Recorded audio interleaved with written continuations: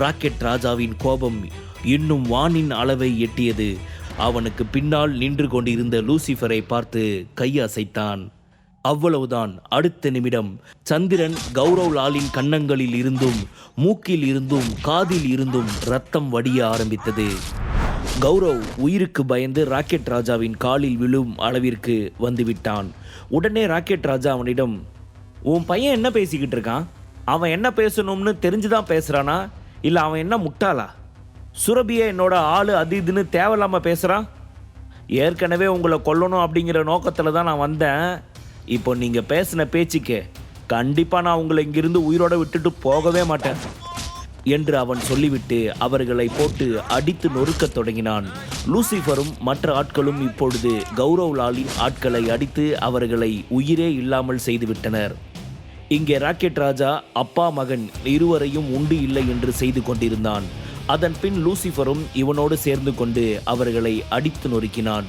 இப்படியே சுரபியிடம் தவறாக நடந்து கொண்டதற்காக ராக்கெட் ராஜாவும் அவனது ஆட்களும் அவர்கள் இருவரையுமே உண்டு இல்லை என்று செய்து கொண்டிருக்க, வழியில் துடித்த அப்பா மகன் இருவருமே ராக்கெட் ராஜா இந்த அளவுக்கு கொடுமையானவன் என்பதை அவன் அடித்த அடியை வைத்து மிக தெளிவாக உணர்ந்து கொண்டனர்.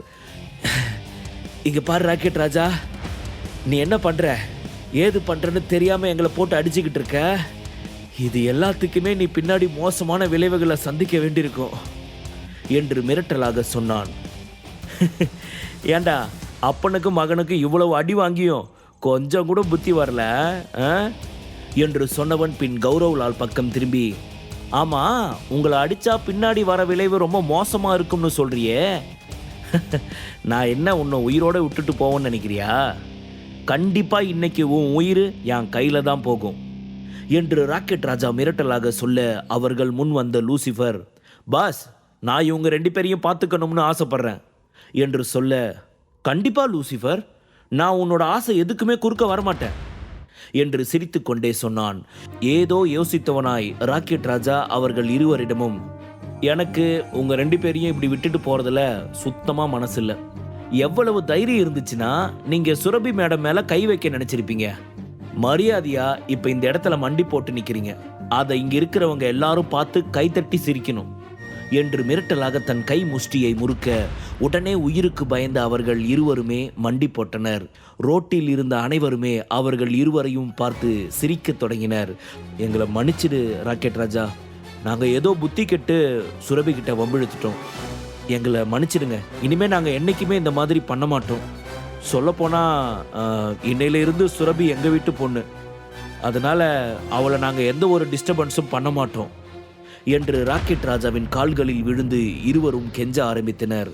இங்கு நடந்து கொண்டிருப்பது அனைத்துமே ராக்கெட் ராஜா ஆள் ஒருவன் கையில் இருந்த மொபைல் மூலமாக விக்ரமுக்கு லைவ் டெலிகாஸ்ட் ஆகி கொண்டிருந்தது. இப்பொழுது அவன் கைகள் கட்டப்பட்டு இருப்பதாக அத்தனை கோபமான முகத்தோடு அவர்களை பார்த்து கொண்டிருந்தான்.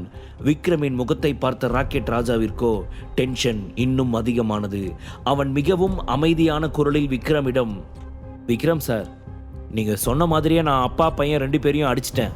இப்போ உங்களுக்கு சாட்டிஸ்ஃபேக்ஷன் தானே என்று சிறிது பயம் கலந்த குரலில் கேட்க, நான் சொன்ன மாதிரி அவங்க உடம்புல உசுறு மட்டும் இருக்கட்டும், வேற எதுவுமே வேலை செய்யக்கூடாது என்று சொன்னவன் அதன் பின், இன்னொரு விஷயத்தை தெளிவாக உன்னோட மனசுக்குள்ள வச்சுக்கோ ராக்கெட் ராஜா, இதுக்கு மேலேயும் சுரபிக்கு இந்த மாதிரி ஆபத்து எதுவுமே வரக்கூடாது. கண்டிப்பா விக்ரம் சார், நீங்க சொன்ன மாதிரியே நான் பண்ணிடுறேன் என்று சொன்னவன் லூசிஃபர் பக்கம் திரும்பி, இங்க பாரு லூசிஃபர், நீயும் என் தம்பியும் நீங்கள் 2 பேரும் எப்பவுமே சுரபி மேடம் பின்னாடியே பாதுகாப்புக்காக இருங்க. 24 மணி நேரமும் நீங்கள் அவங்கள வாட்ச் பண்ணிக்கிட்டே இருக்கணும் என்று ராக்கெட் ராஜா அவர்கள் இருவருக்கும் உத்தரவிட்டான். கோபம் தணியாதவன் மீண்டும் தன் கால்களுக்கு கீழே கிடந்த அப்பா மகன் இருவரையும் போட்டு அடித்து நொறுக்க ஆரம்பித்தான். வலி தாங்க முடியாத இருவரும் மயக்கம் அடைந்தனர்.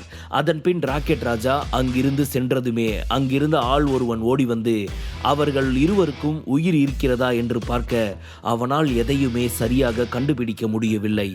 இங்கே ராக்கெட் ராஜாவிடம் பேசிவிட்டு போனை கட் செய்த பின் தனது தாத்தாவை பார்க்க வந்த விக்ரமை 3 பேர் தடுத்து நிறுத்தினர். ஏய், 10 வருஷத்துக்கு முன்னாடி வீட்டை விட்டு போன சம்பத்தோட பையன் தானே நீ என்று மிக எரிச்சலாக கேட்க விக்ரம் சிரித்து கொண்டே அந்த ஆளிடம், யாரா நீ, எதுக்காக தேவையில்லாம என்ன கொஸ்டின் பண்ணிக்கிட்டு இருக்க என்று கேட்டான். ஏய், உறவு முறையில் நான் உனக்கு மாமா வேணும், நீ என்ன மரியாதையா கூப்பிடாம யாரு நீ அது இதுன்னு இப்படி பேசிக்கிட்டு இருக்க, உனக்கு கொஞ்சம் கூட மரியாதைன்னா என்னன்னே தெரியாதா என்றார். தாத்தாவுக்கு 2 பொண்ணுங்க ஒரு பையனை மட்டும் செல்வராகவன் தாத்தா என்கிட்ட சொன்னாரு. அப்படி இருக்கப்போ இந்த மாமா எப்படி புதுசா? ஒண்ணுமே புரியலையே.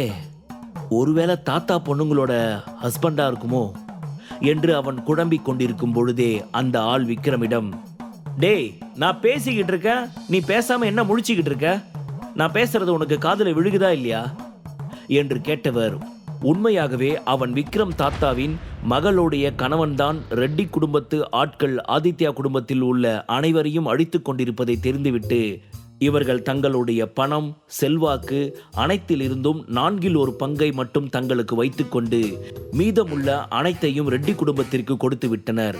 காரணம், ரெட்டி குடும்பம் அவர்களது உயிருக்கு விலை பேசி இருந்தனர். அதனால்தான் இந்த முடிவு. இப்பொழுது நீ ஆளு பார்க்க ரொம்ப லோக்கலா இருக்க, கண்டிப்பா உன் கையில சோத்துக்கே காசு இருக்காதுன்னு நினைக்கிறேன். நான் உனக்கு 1 லட்சம் தரேன், இந்த காசை எடுத்துக்கிட்டு மரியாதையா இங்கிருந்து போயிடு. கண்டிப்பா உன் வாழ்க்கையில இந்த அளவுக்கு பணத்தை பார்த்தே இருக்க மாட்டேன். அதனால இதை வச்சு பொழைக்கிற வழியை பாரு. இதுக்கு மேல இங்க வந்து எங்களோட எரிச்சலையும் வாங்கி கொட்டிக்காத என்று சொல்லி 1 லட்சம் பணம் கட்டை கொடுக்க அதை பார்த்து சிரித்த விக்ரம், ஆமா, என் கையில காசு இல்லைன்னு உங்ககிட்ட யார் சொன்னது? நான் பார்க்காத காசுன்னு நினைச்சிட்டு இருக்கீங்களா என்று அவன் கேட்க, ஓ, நீ வேலைக்கு போறியா, அதான் இவ்வளவு தெனாவட்டா பேசுறியா? ஆனா என்ன, மாச சம்பளம் 5000 10,000 வாங்குவியா? அதுவும் வயிற்று பொழப்புக்கே சரியா போகும். அதனால கௌரவம் பார்க்காம இந்த பணத்தை வச்சுக்க. ஒருவேளை உனக்கு இந்த பணம் பத்தலன்னு தோணுச்சுன்னா நான் உனக்கு இன்னும் கொஞ்சம் பணம் தரேன், இந்தா இன்னொரு கட்டு என்று சொல்லி இப்பொழுது 2 லட்சமாக அவனது கையில் அந்த ஆள் கொடுக்க, தன்னை அவன் இத்தனை இழிவாக நினைக்கிறான். அது மட்டும் இல்லாமல் அவன் இப்படி பணக்கட்டுகளை அள்ளி கொடுக்கிறான் என்றால் இதற்கு பின் ஏதோ சதி திட்டம் நிச்சயம் இருக்கும் என்று நினைத்த விக்ரமிற்கு அந்த ஆள் மீது கோபம் வந்தது. உடனே அவனது மூக்கில் ஒரு குத்து விட்டான்.